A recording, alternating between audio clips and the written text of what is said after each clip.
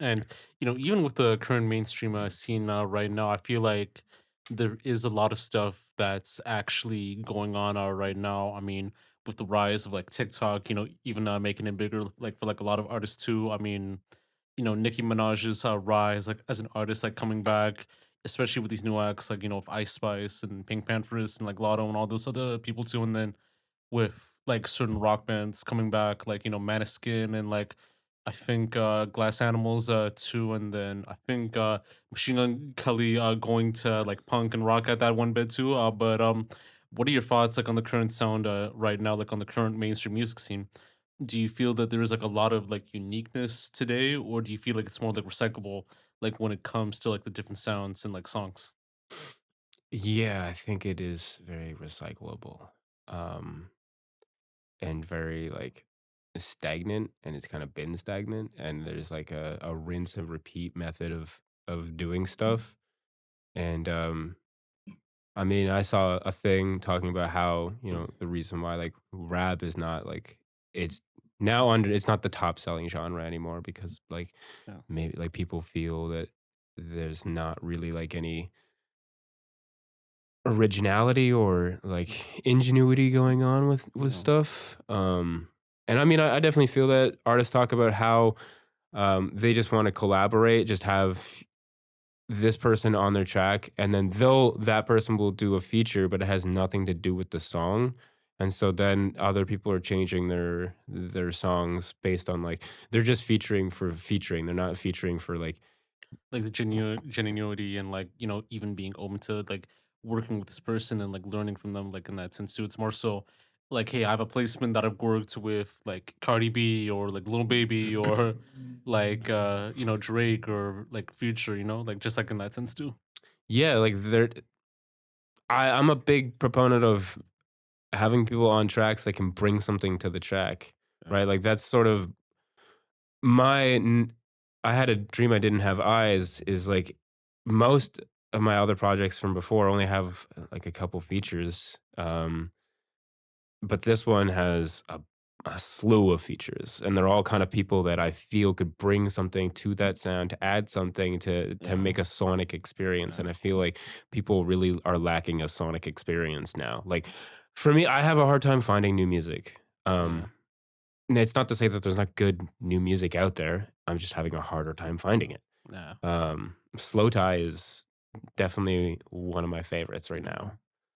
Yeah, no, I definitely know what you mean too. And I think with some people, like, it's more so developing, like, other artists that they can get them to, like, number 1, like, in that sense too. So, like, the incentive of, like, pushing, like, a new artist, nowadays, it's kinda, like, 0 to none unless, like, they have that hit record. So it's more so, alright, if we have, like, an artist, right now that we could already develop to get them to that number 1 spot, we could do that. So and I think, one example would be, like, Steve Lacy, for a bit too, because, like, Steve Lacy, he's been making music since, like, 2014, 2015 when he was, like, still, like, in high school and all that, him being, like, in the internet and all that, and then he didn't really get his, like, rise to fame, like, until, like, last year with, Bad Habits and all that, and it is, like, very, like, understandable too because I think, a lot of people do kinda prefer that, and, like, his biggest record was, like, back in, like, 2018, 2019, and all that, but when it came to Bad Habits, it's like, hey, it's something that kids can listen to, that we could reintroduce like a certain artist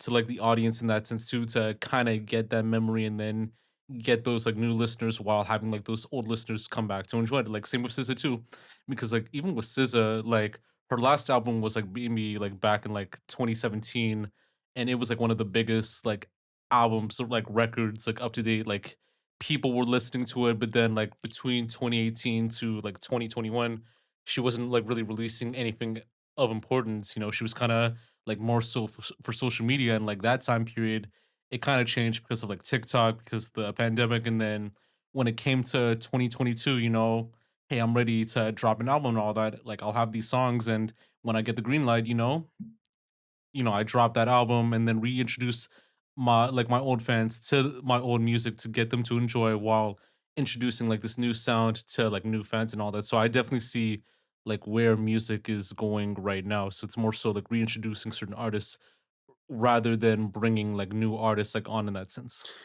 Yeah, no, that is the cool part. You know, when Post Malone does a song with Ozzy Osbourne, and then everyone gets to go and look up who Ozzy Osbourne is, and they're like, "Oh my god, like Black Sabbath, what?" And then it opens up a whole new lane, right? I like I'm a big fan of that. Or like shows like Stranger Things when they Yeah, introduce Metallica. yeah, There's no gatekeeping. Like Metallica yeah, is a great band. Why would you want to keep that secret? yeah. Like, And like a new artist could be like hit or miss nowadays too, unless like they actually have that genuine sound that people can like definitely like atone to. But I feel like nowadays too, with like the record labels and everything and everyone else too, because with a lot of the like bigger and like mainstream artists like already like releasing music and taking breaks, like they need someone to pump more money into it. And like, hey, we have these artists like on our labels that we could definitely like pump into now to get like the audience introduced to them. And I feel like nowadays too, it is like more forced because like imagine like you're just putting like this new artist on with not a strong caliber or like a level of respect that they can attain an audience, but we have to force it out because we need to kind of get the money to kind of make more records, more dollars, more awards and all that. And then they're not really focusing on the people that are actually like helping like those artists out, like that are actually helping like the label out, which is like the bigger artists too. So I do feel like there is like a lot of like open like realms and wounds that kind of have like those effects like on the current mainstream sound and all that. So yeah.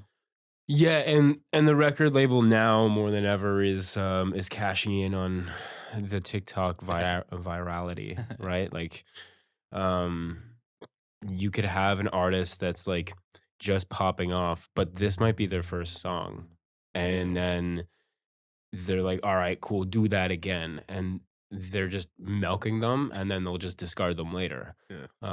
There's a lot of times it's like artists are not always meant to be discovered right away. Like, just there's stuff in the ether that I don't want people to listen to because it's dog shit. And like I'm happy that like no one found Yeah. that, right? So No. it's like I had a chance to grow as an artist, and now I'm proud of the stuff that I'm putting out, and that's the stuff that I want people to listen to, Yeah. right? Some artists don't get that chance. Yeah.